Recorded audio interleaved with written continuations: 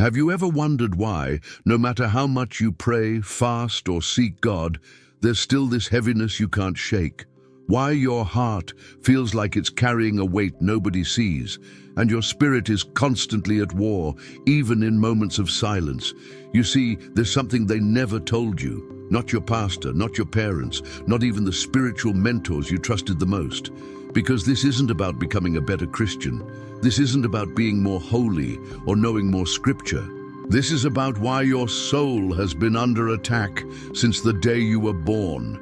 And it's not because you were weak, it's because you were marked by heaven, set apart for a mission so divine, so specific, that hell has studied your every move. Since you were a child, there were signs, a deeper sensitivity to pain, a feeling of being different, even in rooms full of people, dreams that felt real, tears that came from nowhere. A strange awareness that God was calling you, but you couldn't explain it to anyone. And so you stayed silent, because they wouldn't understand, because every time you tried to speak, you were told it was just emotion, just imagination, just a phase. But what if it wasn't? What if that weight you carry is the evidence that you were chosen by God Himself? What if that pressure is the mark of a soul that carries prophetic DNA? See, the most dangerous weapon used against a chosen one isn't sin. It's silence. The enemy doesn't need to destroy you. He only needs to keep you quiet, to keep you confused, to keep you disconnected from prayer, from purpose, from divine instruction. Because a chosen one who learns to hear God's voice becomes unstoppable, but a chosen one who doubts that voice becomes a prisoner of their own mind. You were never meant to blend in. You were never meant to just attend church and go home. You carry a spiritual blueprint. There are people whose breakthroughs are locked inside your obedience. But if the enemy can make you believe you're just going through a hard time, you'll miss the reality that what you're feeling is not punishment. It's preparation. And I need you to hear me when I say this. The attacks you've been facing lately are not random. They are strategic. They are targeted, and they are designed to stop you from walking in the fullness of who God created you to be. Because once you know the truth, once you open your mouth, once you begin to pray with authority and move in revelation, heaven begins to move through you. And that terrifies darkness. So today, I'm not here to give you motivational words. I'm here to bring you into the truth, the one they've been too afraid to say out loud, the one hidden behind sermons, behind smiles, behind years of religious tradition, the truth that will either break you or awaken you. And the moment you hear it, nothing in your life will ever feel the same again. So if something inside you is stirring right now, if your spirit is trembling because it finally feels seen, if your heart is beating faster because every word seems to be pulling a hidden truth out of your soul, then stop hiding. Drop a prayer request in the comments. Yes, right now. I don't care if it's messy. I don't care if it's small. If you're going through warfare, if you're battling isolation, temptation, addiction, or just feel spiritually exhausted, I want to stand with you in prayer. You're not invisible here. We pray over every name. We intercede for every burden. Because in this space, we don't watch videos. We fight together. Hit the like button if this is hitting your spirit. Not for numbers, but because it tells the algorithm that this message needs to find other chosen ones who are suffering in silence right now. And subscribe if you haven't yet. This isn't just a channel. It's a prophetic movement. You're not watching by accident. You were led here. You were called. And God is about to speak something to your heart that may explain everything you've been going through. Let's go deeper. They told you that being chosen was a blessing. They made it sound glamorous, like favor, doors opening, prayers answered. But nobody told you that the moment heaven marked you, hell started watching. Not because you were weak, but because you were dangerous. From the moment you were born, you were marked, not with money, not with a platform, not with applause. You were marked with assignment. A spiritual radar went off in the unseen realm, and darkness noticed you first. Demons were assigned before you even had language, and suddenly things around you started to shift. You didn't fit in with the others. You were more emotional, more aware, more broken, and you didn't understand why. You tried to be like everyone else, but deep down, you always knew there was something about you that heaven wouldn't let blend in. You weren't misunderstood. You were studied. The enemy watched you closely. Every word that broke your heart, every betrayal. Every night you cried in silence, every time you doubted your own worth.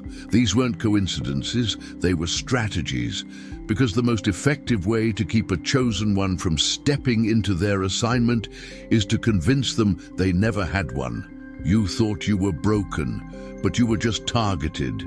That moment you tried to take your life, the panic attacks that came out of nowhere, the relationships that wrecked your trust, they weren't accidents. They were assignments of delay, because the enemy doesn't mind you going to church, as long as you never realize who you really are in the kingdom. You see, being chosen doesn't mean life gets easier. It means your life becomes evidence of a war in the spirit.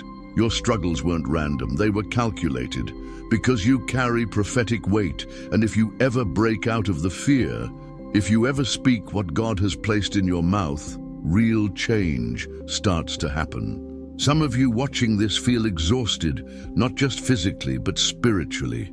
Your soul is tired, your heart is bruised, your dreams have been delayed so many times, you've started to believe they were just illusions. But let me tell you something, no one ever had the courage to say out loud.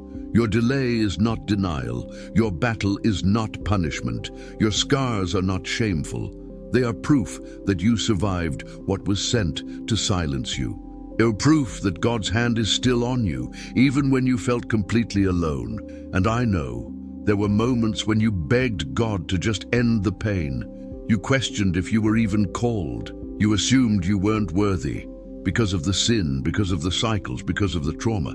But the very fact that you're still breathing, that you're still searching for truth, that you're watching this right now, is undeniable evidence that the calling is still active, that heaven hasn't moved on from you. You're not behind, you're not disqualified, you're not forgotten. You've just been hunted, because when a chosen one wakes up, they become a threat to everything the enemy built.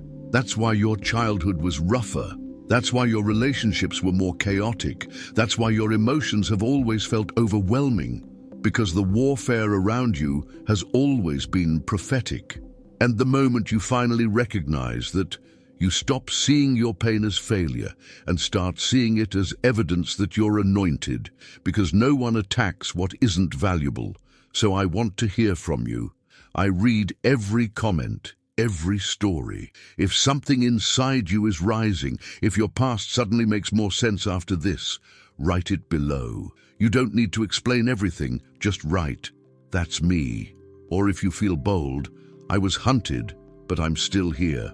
I'll be reading, I'll be praying. Because what you carry is not small, and heaven knows. It's time for you to awaken. They warned you about sin. They told you to be careful with lust, pride, anger, jealousy, the usual suspects. But no one ever warned you about silence, because silence sounds holy. It feels safe, it's quiet, almost spiritual. But when you're called by God, silence is not safety. It's a slow spiritual death. You think you're being humble when you stop sharing. You think you're protecting your peace by staying silent. But in truth, you're just suffocating the very power that was supposed to set others free. When a chosen one stops speaking, chains don't break, cycles don't end, generations don't heal. Because you were the voice, you were the interruption, you were the answer to someone else's warfare. But the enemy knows something you forgot. If he can't make you sin, he'll make you silent. Because a quiet prophet is more dangerous to the kingdom than a sinner in recovery. It doesn't matter how many times you mess up, God can still use a broken vessel. But a muted one, a scared one that hides their voice under spiritual excuses and religious performance, that's the real loss. You stopped speaking not because you stopped believing, but because you stopped feeling worthy. One day it was just too heavy. The disappointment, the guilt, the shame of not being who you thought you'd be by now. You were tired of trying, tired of waiting, tired of hoping, and so you just went quiet. You told yourself you were in a season of rest. You spiritualized your disconnection. You buried your pain under theology. But deep down, you knew. You weren't resting, you were hiding, and the silence started to change you. It numbed you. The voice that used to tremble with conviction, gone. The fire that used to burn in your chest when you talked about God, cold. Not because you fell into sin, but because you fell into silence. That's how the enemy works with the chosen. He doesn't always tempt you with evil. He tempts you with quiet. He convinces you that no one wants to hear your story, that your voice doesn't matter, that what you've been through disqualifies you. He doesn't have to destroy you. He just has to keep you silent long enough for someone else to miss their moment of healing. Because your words are more prophetic than you realize. Even your brokenness carries revelation. You think your voice needs to be perfect, but God doesn't anoint perfection. He anoints obedience. And every time you speak from your pain, your deliverance, your raw, unfiltered truth, you shake the kingdom of darkness. You reclaim territory in the spirit. You remind hell that you're still alive and that the assignment on your life still stands. The real battle is not about sin, it's about your silence. Because the moment you speak again, chains break again, souls awaken again, hope rises again. And maybe that's why your voice was the first thing the enemy attacked. Not your finances, not your friendships, not even your purity, your voice. Because when a chosen one speaks, heaven moves, demons tremble, and something ancient in the earth begins to respond. You were never just meant to survive, you were meant to declare, to speak what others are too afraid to say, to expose darkness, to call the lost, to heal the wounded. This is not about being perfect, this is about being available. And silence is the one thing you cannot afford anymore. Not now, not when the world is drowning in noise. Your silence is the very thing that gives room for deception to multiply. But your voice? It cuts through the fog like a sword. You tried to obey, you tried to stay pure, you fasted, you prayed, you walked away from sin, you tried to be holy, faithful, disciplined, and still it hurts.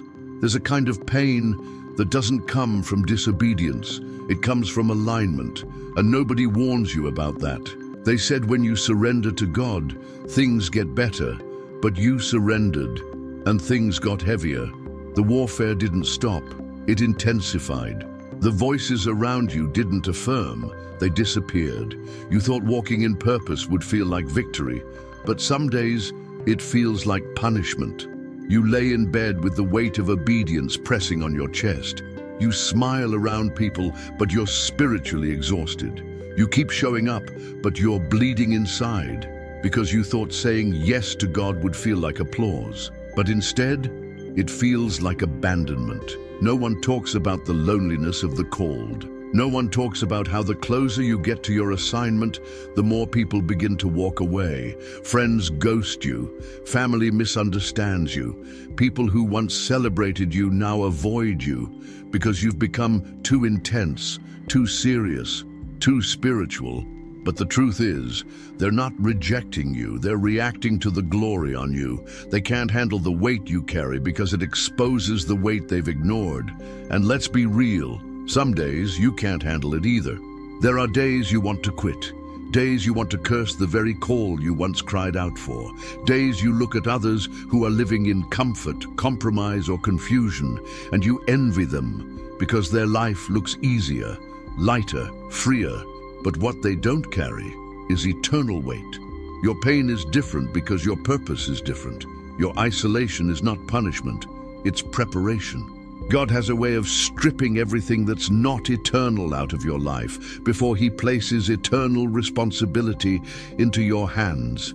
Sometimes you don't lose people because they're evil. You lose them because they can't survive at the altitude God is calling you to. Not everyone is meant to go with you into your assignment, and that loss hurts.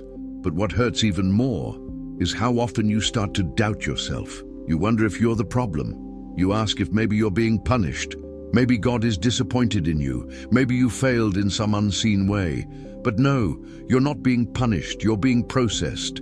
It's in the silence, the rejection, the confusion, that God builds what applause can never build: rooted obedience, prophetic resilience, holy clarity, and deep down, even in the aching, you still feel it, don't you? That pull, that holy discomfort, that divine whisper that says, don't give up. You were made for more than this pain. And it's a tension only the chosen understand. You're tired, but you can't stop. You're broken, but you still burn. You're unseen, but still held by something eternal. You wake up feeling like your soul is being torn open, but somehow, deep inside, you know, this isn't the end. This is the making. And you're not alone in this. There are others, just like you, carrying silent battles, holding back tears between worship songs, trying to stay faithful while feeling forgotten.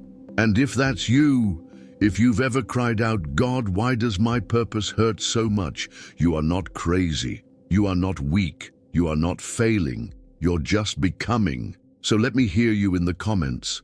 This space was created for voices like yours. If you felt this weight, this silent storm in your spirit, write, it still hurts, but I'm still here. Or just say, still becoming.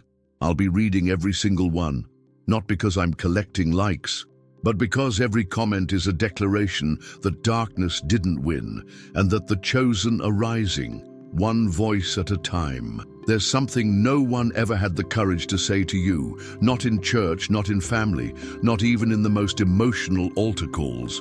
You were never meant to be understood. That aching inside your chest, that loneliness you can't explain, that constant feeling of not belonging anywhere completely. It's not a flaw, it's a signal. A signal that heaven placed something inside you that this world cannot categorize. You've spent years begging to be seen, to be heard, to be known. And every time someone got close, they left. Every time you tried to explain your thoughts, they looked at you confused. You shared your dreams. They laughed. You spoke about what you felt in the spirit. They called it too much. And eventually, you stopped trying. You told yourself, I'm just dramatic. I'm just emotional. I think too deeply. No, you weren't too emotional. You were just too eternal for environments built on surface-level noise. You thought the pain meant you were broken, but the pain was never meant to be fixed. It was meant to ignite you. Pain is how God wakes up those he refuses to lose. Your rejection wasn't a mistake. It was protection, because the acceptance you were craving would have cost you your clarity. You would have diluted your voice just to stay in rooms where heaven never called you to sit. And here's the hard part. Your soul still wants what your spirit was called to transcend. You want peace, but peace often comes after the breaking. You want love, but the kind of love you carry can't come from the approval of people who don't even know their own purpose. You want rest, but you weren't made to rest in comfort. You were made to burn in calling. That's why the rejection hurts so bad. Because deep down, you still carry human needs. You want connection. You want someone to look at you and say, I see you, I get it, I understand. But the truth is, you were set apart before anyone had the chance to understand you. God pulled you out of the crowd, not to punish you, but to preserve you, to train you in silence, to stretch your soul where no one was watching, to break every need for applause out of your system. Because if you ever let go of needing to be understood, you become dangerous. Why? Because then you're not led by affirmation, you're led by revelation. You stop waiting for permission and start moving in purpose. You stop explaining yourself and start declaring what God told you in the secret place. That moment you stop trying to be relatable is the moment you become unshakable. Because chosen ones were never called to blend in. They were called to interrupt the system. That's why you don't fit. That's why every room you enter feels slightly off. That's why you're too deep for shallow conversations and too honest for fake spirituality. Because there's a fire on your life that refuses to let you settle. You weren't meant to be comfortable. You were meant to be consecrated, and yes, it's lonely, but loneliness is often the price of clarity. It's in those quiet places where no one claps, no one affirms, and no one gets it, that God downloads the kind of wisdom that flips nations upside down. The rejection didn't ruin you, it refined you. It showed you who was real. It stripped away what was temporary. It tore the idols off your heart, and what's left now is someone who no longer depends on the world to validate what heaven already declared. Someone who's becoming dangerous, because you've been emptied of the need to be liked, and now you're ready to be used. There comes a moment in every chosen one's journey when they look in the mirror and don't recognize themselves anymore. Not because they've changed for the worse, but because something sacred inside them is breaking beyond repair. And maybe that's exactly where you are right now. You can feel it. This isn't just pressure. It's not just a hard season. It's something deeper, something divine. A silent shaking inside your soul that no one around you seems to notice. It's like you're falling apart. And yet, at the same time, something in you whispers, this is exactly where you need to be. Because what's happening to you isn't punishment, it's preparation. God isn't ignoring you, He's remaking you, and the remaking always begins with a breaking. Before the prophetic power comes, there is a silent wilderness. Before the calling manifests, there is an inner death. Before you're trusted to carry others, God must watch you bleed in secret and still choose to worship. That's what separates the truly chosen from the simply called. You don't just go through a hard time, you get undone. Everything you thought you were, stripped. Everything you depended on, removed. Every identity that was built on applause, performance, relationships, religion, burned to the ground. And God doesn't do this to destroy you. He does it to reveal what cannot be destroyed. Because destiny is heavy, and heaven doesn't send kings and queens into battle with fragile egos or shallow faith. You have to be forged in fire. You have to carry your own cross through your personal Gethsemane. You have to die to every false version of yourself before you're trusted to lead others into truth. And yes, it's brutal. It's lonely. It makes you question everything. There are nights you look at your reflection and think, I miss who I used to be. But if we're honest, that version of you couldn't carry what's coming. That version of you still needed validation, still needed applause, still depended on being liked to feel loved. But this new version, this version God is building in the dark, it's not designed for comfort, it's designed for calling. You're being stretched, not because God is cruel, but because your capacity is being multiplied. You're being hidden, not because you're forgotten, but because greatness must be concealed before it's revealed. Think about it. Before Jesus preached to the crowds, He was alone in the wilderness. Before David wore a crown, he bled in caves. Before Joseph interpreted Pharaoh's dream, he was falsely accused and thrown into a pit. Every story of divine elevation starts with a private breaking, and yours is no different. You've been crying, why is this happening to me? But heaven is whispering, because what's coming through you is too big to be birthed without pain. You were never just called to succeed, you were called to survive what would have broken others, so you could turn around and speak life into those who are still bleeding. And the reason you're still breathing, still searching, still here, it's because God isn't done, not even close. What if the collapse you've been experiencing is not your life falling apart, but your true life finally being born? What if the breaking is heaven's way of pulling you out of who you were never meant to be, so you can become who you were born to become? You thought you were being buried, but you were being planted, and now it's time to rise, not with hype, not with noise, but with authority, clarity, and fire that can only come from the pit. So if you've felt forgotten, if you've felt like nothing makes sense anymore, if you've been crying in silence, grieving who you used to be, but also feeling the pull towards something bigger, then you're in the perfect place. Because this is the season where your spirit remembers what your soul forgot. And all of heaven is leaning in, watching, waiting, because they know when you finally step into this next version of you, nothing will ever be the same. If this is speaking to your soul, don't just scroll past. I want you to drop a comment. This is your altar right now. Type out, break me, build me, use me, or simply say, I'm ready. This is how you seal it. This is how you tell darkness, I may have bled, but I'm still here. And if you made it this far, you're ready for what's coming next. Because the revelation we're about to step into, it's the one no one dares to say out loud. And if you're still here, it means you're not just scrolling. You're searching, you're remembering, you're waking up.